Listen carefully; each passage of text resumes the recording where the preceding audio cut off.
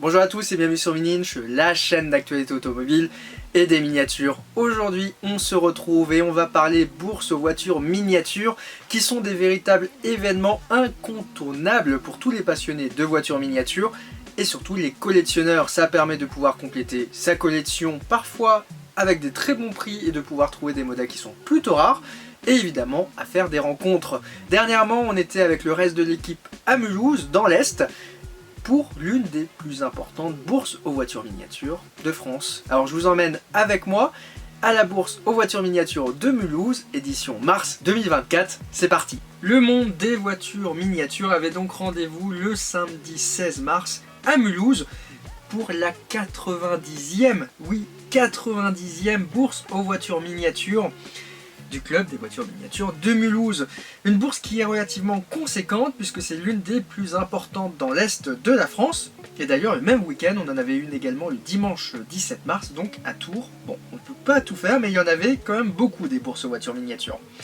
Alors vous le savez, sur Mininch on adore les voitures miniatures. Et les bourses aux voitures miniatures, c'est un véritable moment pour compléter votre collection. Alors des fois ça a un tout petit peu mauvaise presse, puisque c'est très générationnel ce type d'événement, mais croyez-moi, ça vaut le coup de faire le déplacement. Et donc on met à disposition sur Mininch un petit agenda avec les prochaines grandes bourses, et d'ailleurs celle de Mulhouse, on a une autre en fin d'année, le dimanche, et ça sera en septembre. Ça sera exactement le dimanche 8 septembre, toujours au parc des expositions à Mulhouse, de 9h à 16h. Donc vous l'aurez compris, pour ne rien louper de l'agenda des bourses aux voitures miniatures, direction Mininch.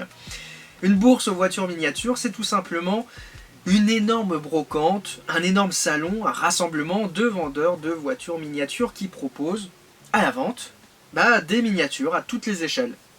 Et en fonction des bourses, en fonction de la typologie des vendeurs, on va retrouver des échelles complètement différentes. Là vous pouvez le voir, on est sur un stand qui est très germanique.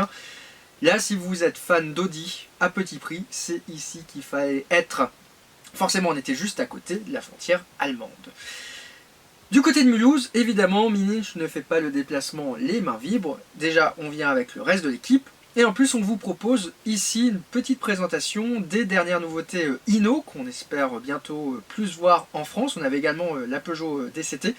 On a également une exposition de chez Perfex, une des marques du groupe Momaco. Merci à eux pour leur support. Parce qu'il y a quand même des très belles nouveautés en ce moment chez Momaco, particulièrement aussi chez Odéon, avec des modèles pompiers et également des Youngtimer. Sans oublier les autres marques du groupe, comme par exemple Perfex, Alert ou encore France Steel. Évidemment, on est nombreux chez Mininch, chez les mini-miniatures, donc on a forcément des modèles en vente. Alors merci à Guillaume d'ailleurs qui a filmé cette vidéo. Bon, forcément petit coup de pub pour le stand de Guillaume, qui a toujours quelques sparks à liquider, comme on pourrait dire. Donc la plupart du temps, effectivement, quand on est collectionneur, et même chez Mininch, on a toujours plein de miniatures qu'on a soit en double, ou auxquelles on veut se séparer. Bon, ici on est sur la partie un peu plus rédaction, où l'objectif aussi de l'association, c'est de pouvoir effectuer ce type de vidéo en vous proposant diverses miniatures. Bon, on a toujours des doubles à vous proposer, ou des choses un petit peu originales, comme par exemple le 7 Trophée de chez Pascal. Dans les bourses aux voitures miniatures, la plupart du temps on trouve beaucoup d'un 43e, surtout Dinky Toys. L'objectif aussi de notre présence, c'est d'amener un tout petit peu autre chose avec du 1,64e et des marques qui ne sont pas forcément connues. En effet, les bourses aux voitures miniatures sont souvent également appelées des bourses aux jouets anciens. Et en effet, les voitures miniatures, avant d'être des objets de collection, c'était des jouets. Et à une certaine époque, c'était des jouets qui étaient à une échelle très proche du 1,43e. On part des années 60 à 80, juste après on a le Majorette qui est arrivé. Et donc forcément on avait des grandes marques comme Dinky Toys, on a également eu des Solido. Bon, certaines ont disparu, d'autres non. Solido existe toujours, mais Dinky Toys, c'est plus forcément le cas. Mais néanmoins ça reste une marque qui est très porteuse sur le marché du jouet ancien en collection. Alors ici on peut voir qu'on a quand même un tout petit peu d'influence germanique. On a beaucoup de Schuco par exemple qui peuvent être présentes. Schuco d'ailleurs qui a dernièrement été racheté par Spark. C'est d'ailleurs original d'avoir certaines marques comme ça qui existent toujours. Et Schuco aussi qui a fait à des moments des petites productions type 1,64, 1,66. C'était évidemment pour concurrencer Matchbox avec ses modèles à boîte d'allumettes.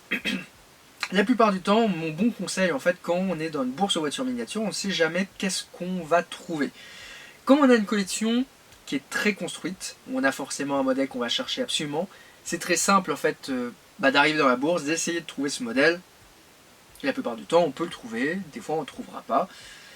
Voilà, même moi qui collectionne des Norev 3Inch de base, des fois je peux trouver des modèles que j'ai pas forcément en bourse. Il y a d'autres échelles où c'est des fois très compliqué. Et ce qui est très marrant, c'est que par exemple quelqu'un qui aujourd'hui va collectionner du Dinkitos, qui est normalement très rare, aujourd'hui peut dans cette bourse trouver énormément de modèles qui à une époque ne se trouvaient pas. Et en fait c'est quand même un véritable révélateur du marché de la vente, revente et surtout des cotes. Aujourd'hui une Dinkitos, pour vous donner un ordre d'idée, ouais, un modèle un peu standard, je dirais une DS, ça peut s'échanger autour de 60 € pour la version un petit peu classique. Comme pour Majorette, en fait, il y a énormément de variations et c'est ces variantes qui sont extrêmement rares. Par contre, c'est vrai qu'en termes de tirage, c'était extrêmement conséquent. On est dans l'Est, proche de l'Allemagne, toujours, hein, vous l'aurez compris. On a donc aussi beaucoup de A87, hein. Ça, on voit assez peu ça, je pense, dans les autres bourses. Le A87 est très lié au train surtout, assez peu à la collection de voitures miniatures, et pourtant, il y a énormément de personnes qui font du 1,87e. Alors, on trouve quand même pas mal de 3 inch, hein, avec du Matchbox, etc. Mais bon, dans une bourse, on va surtout pouvoir trouver du 1,43e. Des fois, c'est des stands qui vont être répartis par thématique, comme par exemple ici, on va retrouver que du pompier, avec des marques évidemment comme Norev, mais surtout des productions en résine de type alarme ou encore alerte. Des modèles qui sont rapidement rares, et d'ailleurs ça cote extrêmement à certains modèles alerte ou alarme, ils frôlent quasiment les 300 €. Petite exposition du club de Mulhouse avec un bus de Mulhouse, voilà. On avait également une production en résine d'un petit véhicule justement de l'entreprise des transports de Mulhouse qui était proposé. Comme on peut le voir, des fois on a des prix qui peuvent être assez accessibles pour commencer sa collection, ici avec des Solido qui sont anciennes des années 90. On va pouvoir aussi avoir des fois des jet cars sur des stands. C'est des fois un petit peu hétéroclite comme ici, hein. On a des modèles des années 70, 80, des rééditions. On va pouvoir retrouver des fois des jet cars modernes. Là on est sur une voiture qui me semble c'est une SM de chez Montblanc. Un peu ici le côté gros jouet un 24e, un 12e, qui n'existe quasiment plus aujourd'hui. Bon, vous l'aurez noté, il y a quand même assez peu de 1 18e. Néanmoins, on a toujours des fois des thématiques, comme ici par exemple avec le rallye de Dakar. Et ça permet de se faire plaisir parce que 20 € la mini champ ici, la 406 du BTCC, il me semble, c'est quand même plutôt abordable. Donc voilà, si on avait des amateurs qui voulaient chercher par exemple cette Solido, cette 207 RC, ici il y avait un stand. Donc c'est un tout petit peu pour ça que les bourses aux voitures miniatures, il faut forcément faire un déplacement. On peut voir même ici qu'il y a même du 3 inch, des fois on loose, et je pense par exemple aux petites majorettes, les 307 WRC, il y a plusieurs variantes de jantes par exemple ou de décoration, ça peut se permettre de pouvoir les acquérir à prix relativement correct. Alors c'est très difficile, pour moi je trouve quand on fait une bourse, de vraiment tout filmer, parce que on a forcément des intérêts qui sont différents. Mais des fois, il y a vraiment des particularités ou des œuvres d'art, comme ici par exemple, quelqu'un qui propose des productions, une miniature, une décoration derrière et ça forme un tableau. Et c'est le petit côté un petit peu, je pense que quand on aurait cherché en ligne sa voiture miniature habituelle, on n'aurait jamais voulu trouver ce type de production. Et pourtant, c'est ultra original et c'est parfait pour habiller une collection en soi. Et ça, c'est ça qui fait, je trouve, la magie des bourses aux voitures miniatures, c'est que à défaut de pouvoir acheter, on peut en effet trouver des productions qui sont des fois juste sympathiques, originales, ou juste faire des découvertes. Parce qu'aujourd'hui, il y a tellement de voitures miniatures qui sortent que la plupart du temps, on ne peut pas les voir, même si vous avez un excellent magasin de jouets à côté de chez vous. Là, par exemple, on a une Auto Art qui traîne au 43e. C'est rare d'en voir quand même aujourd'hui, surtout, qui a disparu. Donc dans tous les cas, ce petit stand ici, on vous met l'adresse juste là, ils font des choses plutôt originales pour compléter sa collection, parce que à défaut des fois d'accumuler, c'est aussi bien de pouvoir sélectionner telle ou telle pièce et de pouvoir vraiment avoir une décoration qui soit en lien. Là par exemple, il y a ce petit cadre alpine et ça permet de mettre en plus d'autant plus en valeur la Spark. Alors, le marché de la voiture miniature aujourd'hui, c'est principalement Solido, Norev, Wixo et Spark, mais qui est une marque qui reste assez peu visible, on va dire, en magasin. Bon, ici vous avez des fois des vendeurs qui proposent l'intégralité des dernières nouveautés.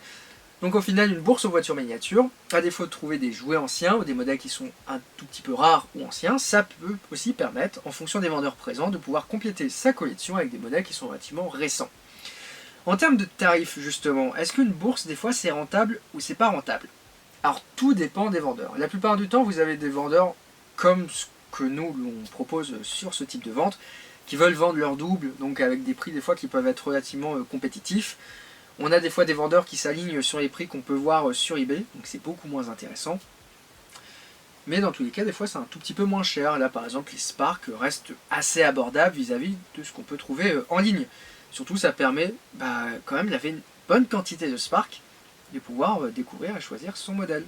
Bon, je pense que ça va être impossible de repartir avec toutes les Spark qui sont à l'image, mais ça montre quand même qu'il y a vraiment une diversité qui est énorme aujourd'hui en voiture miniature. Un 18e, c'est un tout petit peu dommage, je trouve, de ne pas plus le voir en bourse. Mais c'est vrai que c'est très compliqué à transporter, à exposer. Mais voilà, des automobiles aujourd'hui, aller chercher une automobile un petit peu rare en bourse, ça va être très compliqué. Donc on reste toujours ici sur du Spark avec une thématique qui est alpine. On retrouve même des modèles qui sont en boîte constructeur. Un petit peu de 3 inch, tiens, avec du Hot Wheels. Alors j'ai dernièrement noté, moi, que la marque que j'aime beaucoup, par exemple, c'est CQ, qu'on voit assez peu, hein. Mais d'ailleurs, comme on peut le voir, on a même des modèles qui n'ont pas été disponibles en France de chez Hot Wheels. Bon, 25 €, ça reste le prix supérieur, on dira, pour un modèle qui est vendu 12 € sur le marché. Je pense que des fois, c'est un tout petit peu moins cher que les modèles qui sont en ligne. Parce que, effectivement, hein, ici, vous avez des modèles, des fois aussi, qui sont rares, hein, par exemple. Des modèles un petit peu type RSC, c'est pas des choses qu'on voit tous les jours. Sur ce type de bourse, on va aussi avoir des fois du train, comme ici avec du Marklin. Ça peut changer, moi j'aime bien, voilà, ça permet de découvrir d'autres choses. Un stand thématique comme on l'aime bien, ici avec des Porsche de tous horizons, hein, avec des productions modernes, un peu plus anciennes. On peut voir, on a vraiment de la diversité, on avait du Pico, on avait même du Playmobil. Là on va retrouver du Ferrari, alors, je crois que c'est du Broom en partie, des marques italiennes, hein. Assez peu visibles aussi aujourd'hui dans le monde de la voiture miniature, avec des très beaux sets, hein, comme on peut le voir avec toutes les échelles. Il y a même l'automobilisme qui va avec, ou encore des productions RPA. Donc encore un stand thématique, ici Ferrari. Les jouets anciens, on en parlait, on en trouve toujours, hein. Et des fois aussi, il faut savoir chercher dans les corbeilles de loose. Donc les loose, c'est les modèles qui sont hors boîte. Vous l'aurez noté, hein, aujourd'hui la collection se ferait principalement sur des modèles qui sont neufs en boîte. Dans ce type de bourse, on a encore beaucoup de jouets anciens qui ne sont pas forcément avec leur bonne boîte. Tout dépend du type de collection que l'on veut. Effectivement, moi, même sur des modèles un peu plus anciens, je fais toujours neuf avec boîte. Je trouve que ça donne vraiment, c'est un gage de qualité en soi, vraiment. D'ailleurs, un des avantages, vous l'aurez noté, de cette bourse de Mulhouse, qui est quand même assez conséquente, c'est qu'il y a de la place, hein. Je peux vous dire que les allées larges, c'est très agréable comparé à certaines autres bourses en France qui ont déjà été traitées sur la chaîne. Je n'évoquerai pas de nom, hein, qui font des allées, on se demande comment c'est des fois standard ou sécurisable. Là vous avez de la place, vous pouvez discuter, c'est bien éclairé, c'est visible, une très bonne bourse. Donc que demander de plus, hein. Bon après effectivement elle est peut-être un petit peu loin par exemple des gens qui viennent de l'ouest, mais ne pas oublier que Mulhouse c'est aussi la terre de l'automobile à travers le musée Schlumpf et sa superbe collection. Bon, là les amateurs de 3 inch l'auront reconnu, on a quand même une belle sélection en OREF qui est proposée juste ici, avec toutes les dernières 1,64e, c'est les x6, et il y avait donc par exemple les nouveaux Kangoo qui étaient proposés. Moi j'aime bien celui-ci, hein, avec déjà le petit gyrophare qui est prêt, sans oublier la version également pompier. Alors il y en a deux marquages, et c'est bien je trouve que OREF propose enfin des nouveautés qui sont plutôt intéressantes, hein, à l'échelle 1,64e et 3 inch. Un petit stand un petit peu fouillis ici, des fois j'adore ce type de stand sur une bourse. On va pouvoir retrouver, là on voyait qu'il y avait des majorettes de luxe 60 ans qui traînaient, on avait du Solido, du Dinky, du Eligor, il y a vraiment de tout. Et des fois, là, la perle rare, mais il faut vraiment chercher, c'est des fois au bout de 5 ou 10 minutes qu'on va pouvoir la trouver. Et ça, effectivement, en ligne, on n'aura jamais la chance de pouvoir tout rencontrer ou tout découvrir. C'est vraiment, je trouve, l'avantage de ce type de bourse. Sans oublier qu'on peut effectivement évoquer et discuter avec les vendeurs ou divers acheteurs, ce qui est aussi très bien. Bon, on a forcément aussi des poupées, un petit peu autre chose, hein, même si ça reste très miniature. On a ici un tout petit peu de Maxi Champ, on a également du Vitesse, qui était une marque qui était très présente à une époque, hein, et qui en soi était plus ou moins rachetée par XO, même si c'est aujourd'hui Sunstar. Mais on dira voilà, que XO, Spark, ça a des origines plus ou moins des fois communes, hein, vis-à-vis des marques qui étaient portugaises dans les années 90. Hein. Je pense à Onyx, je pense à Vitesse. Il y a eu des passages d'histoire qui ont été plus ou moins communs. Donc dans tous les cas, que dire sur une bourse aux voitures miniatures? Bon, ici vous avez un stand, on peut le voir, on a du DS, on avait également des Formule 1, un petit ensemble majorette au premier plan, un vieux train ancien en fer blanc, on a également du DS avec des majorettes, nos rêves. Ici on a plutôt des jouets grand format, on dira. Avec des fois on peut avoir des productions de type Mont Blanc, on a aussi des fois du Tonka qui peut être présent. Bon, on a quand même une belle variété de jouets qui sont anciens, sans oublier les rééditions effectivement de chez Atlas. Bon, ça permet des fois de trouver un publicitaire. Ici on est sur un camion Solido, hein. La série, comment elle s'appelle? Ah, je crois, je l'ai zappé. C'est pas la Toner Gamme, mais c'est quelque chose qui est relativement proche. Bon, bref, c'est la série Trucks de chez Solido qui était à l'époque au 1/50e, et il y avait des versions publicitaires en fait en fonction des pays. Bon, le Solido reste très joué à cette époque-là. Il y a beaucoup de séries spéciales, hein. Par exemple, on avait la série Vive le Sport ici, des Jeux Olympiques d'hiver. Bon, ça reste quelque chose d'assez particulier. Également, dans les bourses, des fois, on a beaucoup de stocks qui peuvent ressortir en fonction des ventes aux enchères de différents pays. Là, on peut voir qu'on avait du Corgi, héritage. Ça a une cote qui ne vaut absolument rien, malheureusement, mais c'est des modèles à une époque qui valaient extrêmement cher. Tout ce qui est un tout petit peu particulier, des fois aussi, comme par exemple cette Facom, c'est assez original. Bon, ici 60, elle est peut-être un tout petit peu chère, mais je pense que sur certains stands, on peut des fois la trouver autour de 30 à 40 euros. C'est pas forcément un modèle qu'on verra extrêmement souvent. La plupart du temps, on trouve également des collections presse. Pendant un temps, il s'est dit que ce type de bourse était pollué justement par les collections presse. C'est pas forcément mon avis, c'est juste que c'est pollué par les mêmes numéros de collection presse. Parce qu'il y a des numéros, vous ne les voyez jamais. Hein. Moi, je pense à une époque, j'avais cherché dans une collection Raid Altaïa, c'était la Peugeot 316 WRC de Clock. Je peux vous dire qu'elle n'est pas courante à trouver celle-ci. Hein. Il y a vraiment des numéros qui ressortent du lot, tout comme les modèles Dinky, hein, on voit souvent les mêmes modèles. Hein. Alors que les couleurs rares, va falloir s'accrocher. On a quand même beaucoup de modèles hein, germaniques. Ici encore des Porsche avec des mini-champs. Ça c'est assez peu commun dans l'Ouest. Surtout quand on sait le tarif aujourd'hui d'une mini-champ. On a beaucoup, comme on peut le voir également, de boîtages Porsche ici, avec les boîtages gris. Très typique de ce qu'on peut trouver sur le marché allemand. Et moins en France. On a toujours des kits. Alors, un jour, je pense qu'on en parlera, mais à une époque pas si lointaine, les miniatures Spark n'existaient pas, c'était uniquement des kits qui étaient proposés par des marques concurrentes. Bon, la miniature ne serait pas la miniature sans les miniatures agricoles, donc au 1/32e, on peut voir ici un très beau stand de Britanns, avec un tout petit peu d'Universal Hobbies. Moi je suis beaucoup plus CQ, mais Britanns c'est quand même une marque qui commence à remonter un tout petit peu dans le côté jouet, surtout là, des productions aujourd'hui en 1/32e, elles sont magnifiques. Donc là des fois il y a des petits prix, comme par exemple sur un Igor 1/43e, et là on a toute une thématique de pompiers, ça c'est assez peu courant aujourd'hui, il y a beaucoup de bourses que j'ai faites dernièrement, on ne trouvait ni de voitures gendarmerie, ni de pompiers, ni de voitures de course.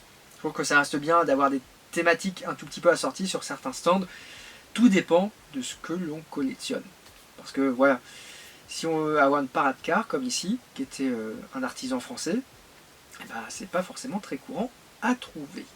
Donc vous l'aurez compris, hein, les bourses aux voitures miniatures, c'est surtout un excellent endroit pour connaître la voiture miniature, découvrir des nouvelles marques, des fois compléter sa collection, mais je pense que le côté découverte est beaucoup plus important, que l'on va forcément trouver des modèles qu'on ne connaît pas. Surtout des fois des modèles qui sont en loose, des modèles qui ne sont pas forcément référencés sur certains sites en vente, ou des modèles qui sont assez abordables, comme par exemple des petits F1 ici des années 60 à 70. On peut vraiment trouver de tout en bourse. Donc vous l'aurez compris, la prochaine bourse de Mulhouse, ça sera en septembre, le dimanche 8, au parc des expositions à Mulhouse. Bientôt il y aura d'ailleurs une nouvelle salle qui sera encore plus grande. Et d'ailleurs merci à Guillaume pour la captation de ce moment. J'espère que ça vous aura plu. C'est donc la fin de cette vidéo, merci de l'avoir regardée, j'espère que cette visite à la bourse aux voitures miniatures de Mulhouse vous aura plu. N'hésitez pas à vous abonner à la chaîne, à mettre un petit commentaire si vous avez une question, évidemment à me suivre sur l'intégralité de mes réseaux sociaux pour ne rien louper de l'actualité automobile et des miniatures, même actualité que vous pouvez également suivre tous les jours sur miniinch.com, une nouveauté à 10h15. De notre côté, on se dit donc à très bientôt sur YouTube pour une nouvelle vidéo, mercredi prochain à 17h, allez ciao!